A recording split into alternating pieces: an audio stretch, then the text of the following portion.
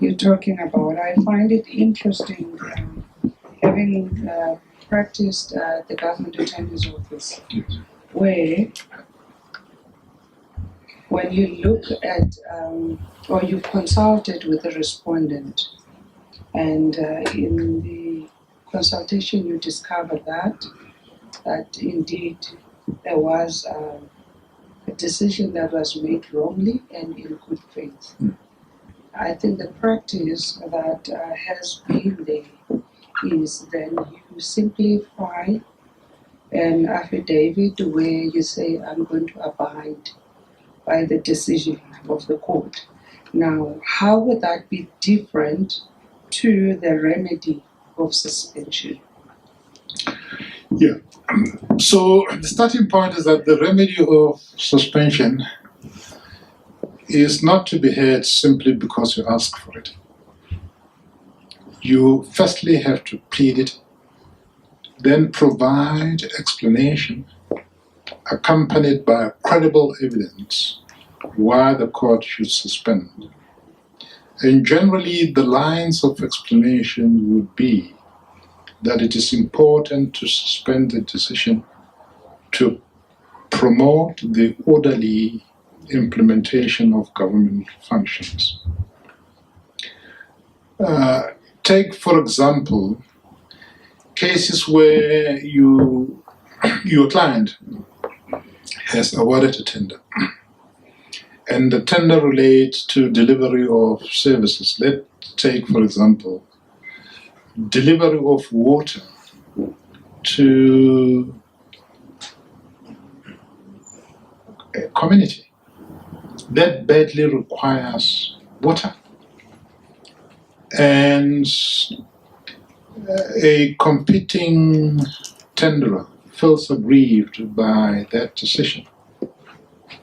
If the court were to interrupt the supply of water by means of review intervention, what will happen is that not only would the tender and the subsequent contractual arrangements be set aside, there will no longer be delivery of water to the community.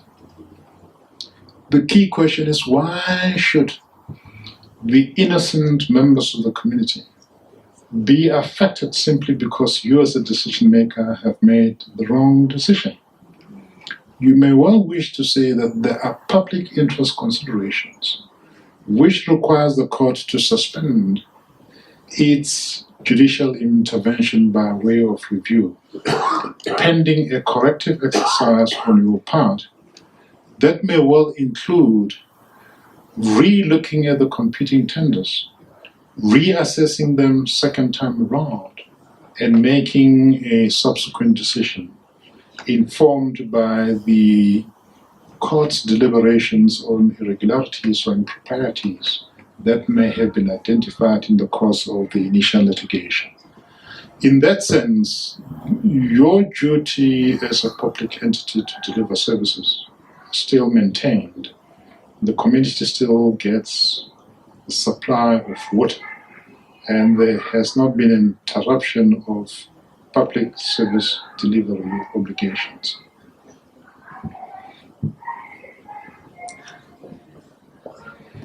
Job, how's it? May I please request Good to see you. that the person asking the question stands? We are running a live stream. Yeah, thank you very much. I'm the government attorney. Yes, we have instances where the record is the applicant has requested that they want all the documents, even so long as they are related, even if they were not considered and not part of the decision making. We find ourselves now in that difficulty to say, but if you are reviewing the decision, it's based on the record of what was considered. Yeah, we find ourselves in tight corner. Maybe what our remedy as respondents to such a application? If the court grants an order, what remedies can we pursue to do that? The second question is the question of functus officio. The decision you are functus, and now the settlement normally is where it's difficult, because the applicant will still pursue that they want a remedy of some type, even if you are willing to concede, to say, okay, can we concede that, okay, the decision that we're taking can be set aside, and then we come back with that, it's referred back. Sometimes we have difficulty there to convince, because it's outside settlement. Then obviously, if you don't settle, then you have to go to proceed to arguments. So those are my two questions. Thank you. I can see that Asino is a review respondent. His temptation is to produce the record as little as possible. And therefore, it's a difficult one, Asino, but my suggestion is your obligation to produce a record is not limited to information which was considered by the decision maker. It extends beyond that. It includes every other information that was available or was at its disposal. Let me give you an example. We will determine that, or we'll talk about it later on around a very interesting ground of review.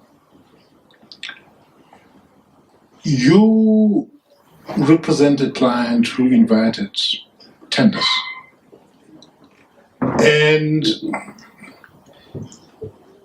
what is placed before your client as a decision maker will be a number of information coming from different sources.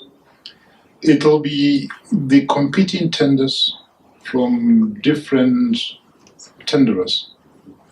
It will be the evaluation exercise by a committee that has expertise on the evaluation. It will be the scorecards that would have been completed by the evaluators. But the decision maker may well wish only to look at the evaluation report and nothing else.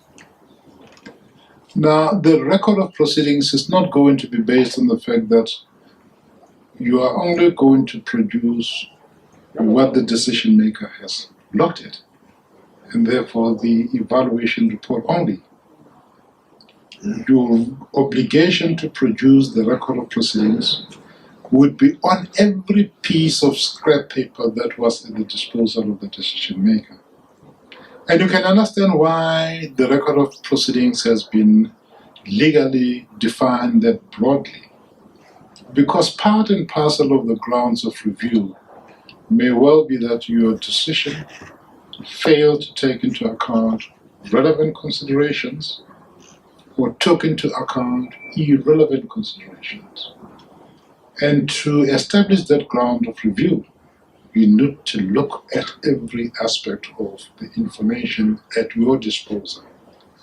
And so generally, it would seem to me that when you're confronted by that issue, you would have to look carefully about what was at the disposal of the decision maker, not at what he or she took into account.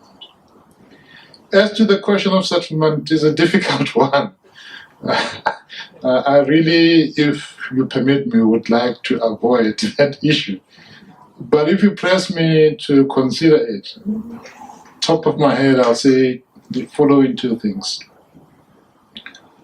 It is always advisable whenever you are involved in review litigation, representing your client, and generally, in your case, state entities, to settle if there is no basis to oppose. That type of decision, it is not only important to promote a very legitimate and ethical government, but it's also cost-effective in saving otherwise very scarce financial resources that may be engaged in worthless litigation. And as you know, judges these days don't mince their word. And a critical reflection in a judgment by a judge criticizing you or your client to engage in litigation which is not otherwise justifiable may well affect our careers.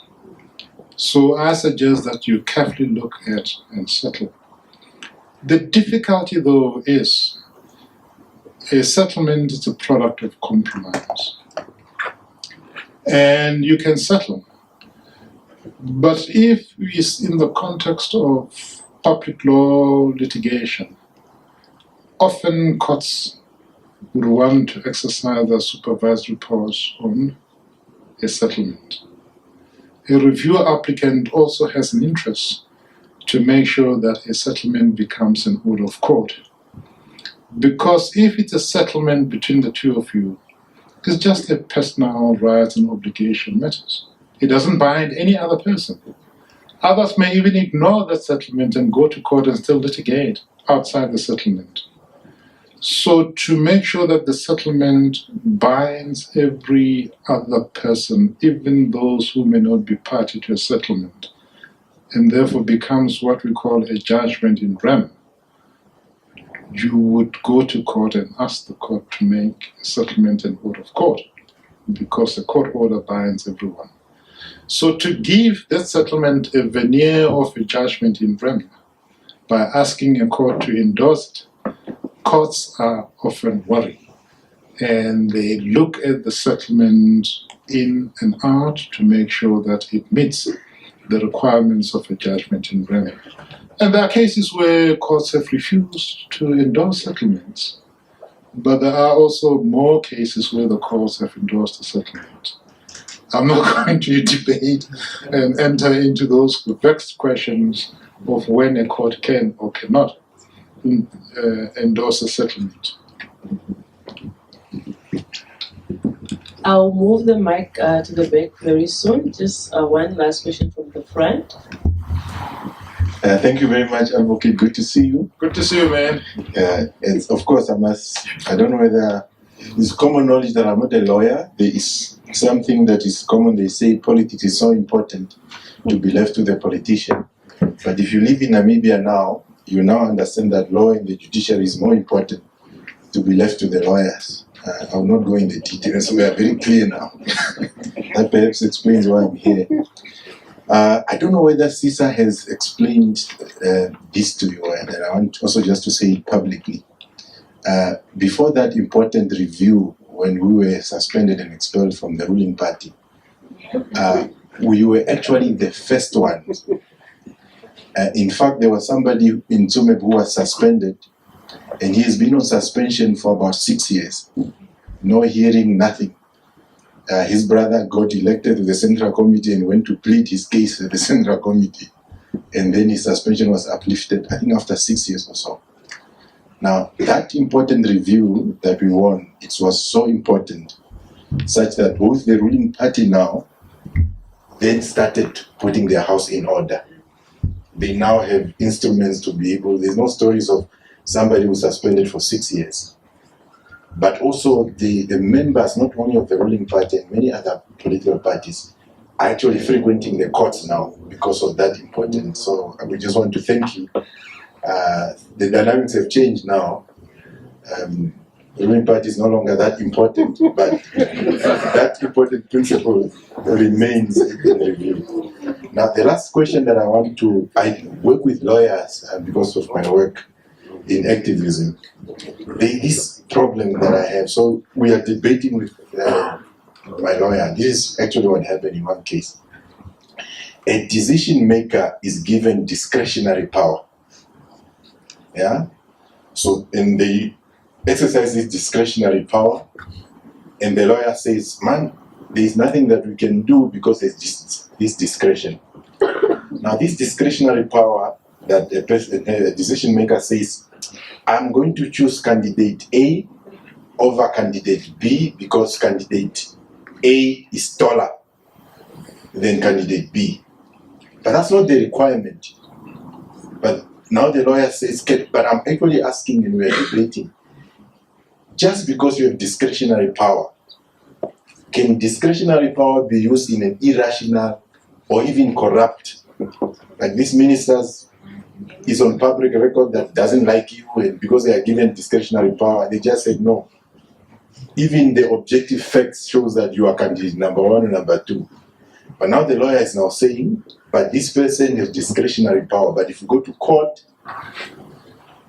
it seems that this discretionary power, you can just go because I have discretion. Because, for example, in the appointment of boards, it says that the minister is not bound by the recommendation. They run a public process. The minister is not bound by this recommendation. They can deviate. So, because they have this discretion, can they just go and get their cousin and impose them because they have discretion? Now the lawyers then say, because now you complicate it more, because you are saying the remedy, without a proper remedy, don't even think about proceeding. So now when you go to the lawyers, as ordinary people, we are told, now this person has discretionary power. What do I do when I'm offended by a decision maker who's given discretionary power? So I can't understand and fossilize in my mind that in our laws, a person can, Sisa, you're not the MC. So, can a person use discretionary power in an irrational? So I must just understand that's the dilemma I'm sitting with. So, Job, the simple answer is no. Discretion does not mean free license to act irrationally or to act not for a lawful purpose or to act reasonably. And there is lots of talent and brain trust in this country to advise you properly on that score. And I have nothing to add really, except to say that discretion is not the end in itself. It's a means to an end. And if the two don't connect, then generally there will be a basis for legal intervention by way of review. And as for the rest, I mean, I can assure you that courts are active. And where I come from, courts choose leaders for political parties by reviews. You know, the fight in Cope about who should be leader. The fight in Ramakata, who should be the leader. So don't feel affronted by that. And it's a compromise which we as a society in the SADC region have decided that when we have difficult and at times emotively difficult fights, we're not going to engage in fist-cup battles to resolve those fights. We have resolved by democratic arrangements that the courts must intervene to resolve those debates for us. And that's a simple way review becomes so important, a tool of rule of law. I've got nothing to add really, but good to see you. And, good evening, Advocate. Thanks for honoring the invite. I'm just going to ask a question, but it's premised on one of the cases that you've done yourself. It's the matter of Minister of Investment Corporate Companies. In that particular case, you were basically advocating to have the court exercise its review powers over the president, the national executive, without even adding them as a joint to the proceedings. Now, in a broader spectrum of, just fairness and prejudice to the other party, and also looking at the fact that, in the holding of the court, in pages 36, it could go to 37, and so the court was very clear to say, listen, all orders that are declaratory in nature should not be done in abstract or in vacuum. And parties who need to be there must be brought in terms of Rule 6, Sub-Rule 2, Sub-Rule 5. Now, in that particular aspect, I just want to know, in your view, do you agree with the full bench court that said that your practice was incongruent, or do you hold a different view altogether? And lastly, is the item about the Gordon case, because you were relying on the Gordon case versus the Department of Health or KZN 2008 case, right? I just wanted to know, what are the peculiar circumstances that you need to plead in order for those cases to basically, to your assistance? Because I think the court basically rejected your argument in that particular aspect. Thanks. I mean, it tells me that you read the judgment carefully. But I'll come to the tactics in a moment. For those who don't know, there was a fight between Minister Gordon in his capacity as the Minister of Finance and the Oak Bay group of company led by its active actors at the time being the Gupta family around whether or not Minister Gordon has the power of intervention. In the fight, the Oak Bay group of company had with the banks, because the banks were withdrawing banking facilities from that group in the light of concerns that the bank had around reputational damages to them. And you know, under the multilateral arrangements of the financial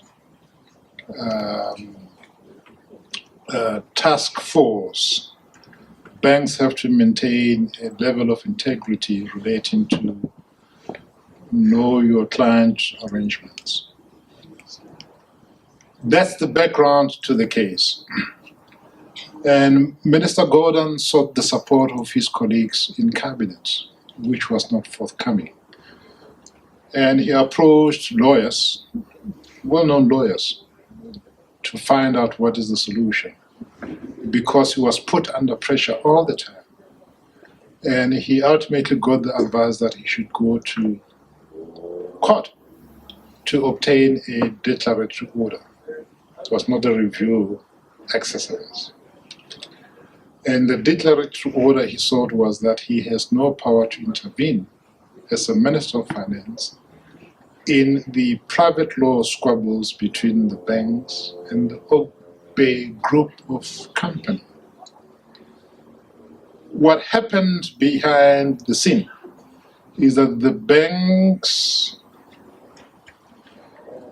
decided that that is a matter which cannot be left to a fight between the minister and the Oak Bay group of companies, because they were affected, and decided to apply for intervention. And I was asked to represent Standard Bank. And my advice to them was, look, I mean, it's unnecessary for you to go to court and debate this declaratory order, because the declaratory order is a matter of discretion to the court. You have to create a concrete issue between yourself and Oak Bay group of companies to invite the court to intervene in a manner that goes beyond the exercise of discretionary powers of a declaratory order. And in that way, we were raising a concrete issue subjected to a live dispute between Standard Bank and Oak Bay, because Standard Bank was withdrawing services, banking services from Oak Bay. And that's how we intervened. The question is, we did not have time, because that meant that we have to start new litigation of our own. And we have to create some sort of a device to make use of the litigation that the minister has started, to try and fuse in this dispute coming via the back door. And of course, the court criticized us. They found that it was not necessary on the basis of the facts before them to engage in a declaratory form of relief because the law was clear and the court was not there to give an advisory opinion. And as for Standard Bank's extended application for relief against Obey, the court said, look, you must go and join them properly. Don't come and tell us with Gordon, not Gordon, Gordon versus MEC for Health in KZN. But that's the sum total of the tactics around that case. We for Standard Bank sought to create a live issue that goes beyond the mere discretionary exercise of powers by a court in relation to declaratory orders. Well, as to your question whether I think the court is wrong, look, my first duty is to respect judgments, of course. I'm not one who would say they were wrong and publicly proclaim the futility of my arguments. Our job is to argue cases in court, and when the courts reject those arguments, we even have a high duty to respect those judgments. Thank you. I'm awfully short, so you won't see me. But what I really enjoy about these events is, the cosmopolitan decision makers and the actors are all here. So maybe Tate Mati or Tate Maleka will save us, the respondents, because this talk is really geared to the applicants. Whereas I see a lot of respondents in the room, regulators. I also see the Ministry of Home Affairs and various government attorneys. So I've got one question, one comment really, and I might answer myself on both accounts. But I think my question was, as in-house counsel, should the preliminary assessment of whether to or the nature in which you proceed with review proceedings be twofold? So we conclude in the affirmative that, okay, yes, this decision is reviewable, and yes, they might decide in the affirmative that the decision we made was wrong. And then we look at it to a second leg and we say, but will they be granted the remedy that they wish to be granted? And because they might not, on the basis of just and equitable, we might actually win the second leg. Yes, we'll, get a cost order, but we might be able to pursue the decision that we had in any event made. So that's the first question, might be a comment. And then the second, on the question of functus officio, when we're dealing with matters that are fluid in nature, and I know you made a lot of examples regarding, procurement processes, but we've got other administrative decisions that you've got a lot of moving pieces all simultaneously. How do we address the fluidity without opening the can of worms that relates to new matters and, revisiting old decisions? And perhaps should respondents then explore the option of interdicts pending a review? So somebody institutes a review against me. Can I institute an interim interdict? The answer might be in looking at the elements of interim interdict. So I might be answering myself there again, but just a question out the crowd. Thank you. These are difficult questions. They're really complex. And I would do an injustice if I were to attempt to confront them head on and faithfully deal with them. I assume that your first and frontline responsibility is to advise your clients about the effect of decisions that may be subject to review. I mean, one of the things that you may want to consider, again in the context of functus officio principle that you have mentioned, is that if you believe that there is something wrong in your decision and requires correction for the benefit of everyone, including your client, embrace the remedy of review, because it is not dependent upon others instituting reviews against you. You may initiate the so-called self-review and initiate the review all by yourself and ask the court to assist you. because you've taken a decision which is final in effect, and therefore you're functus, and only the court can correct that decision to bring about a semblance of regularity to it. So self-review is an emerging form of jurisprudence that decision makers that are properly advised often resort to in order to self-correct their decision. And it's important in that regard to approach a court, because functus officio is one of another manifestation of the rule of law, that you must not be seen to be taking the law into your own hands by taking a decision, having taken it, conceive that it is wrong, and reverse it on your own account. Because there are people who may rely on the first decision that you took and arrange their affairs on the basis that it was a correct decision, capable of extracting benefits from it. So that if you are functus and you believe that there are facts that have emerged since that raises questions around the regularity or legitimacy of your decision, go to court and self-review.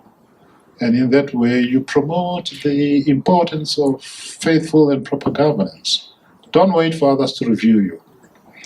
I hope that I have tried to answer a question, but if I don't, please, I regret the fact that I cannot comprehend the full sum of the difficult question you raise. I am an administrative body, and I make a decision to investigate. And my understanding is that an investigation is a fact-finding inquiry. Now, the respondent says, I'm going to take you in review. Give me the record, everything that you consider to investigate. It's not a final decision. It's a decision to investigate, reviewable. I hope you're not involved in that case.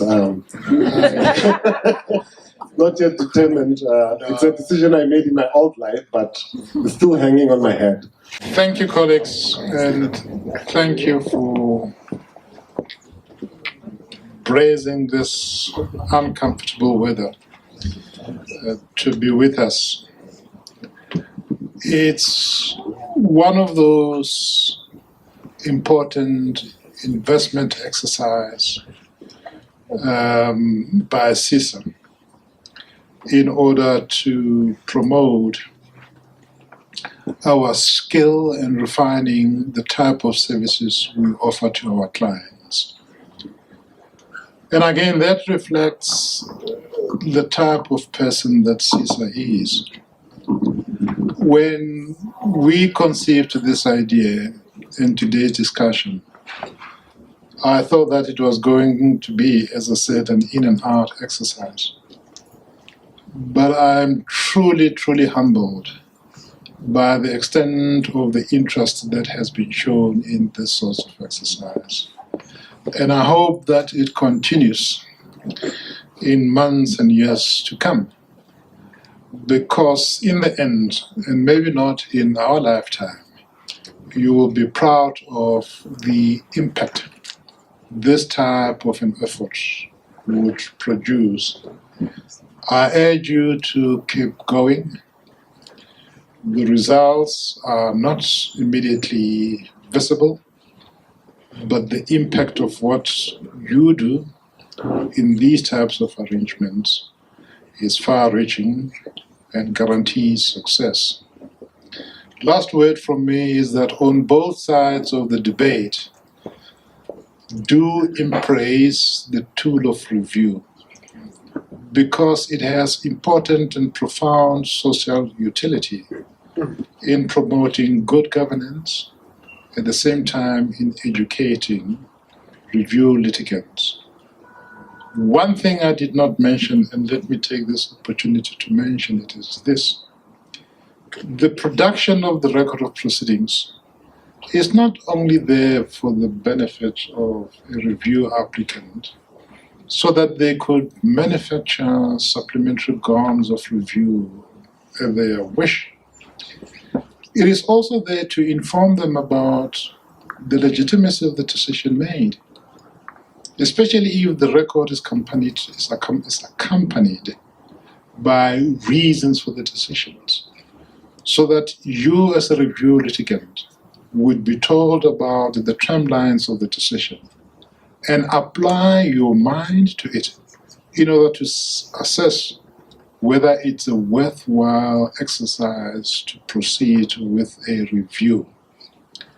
Because if you're confronted by a record that justifies a decision, if you're confronted by reasons that explain the correctness and justification of the decision, you would have employed a lawyer not worthy of their salt to advise you to proceed with a review.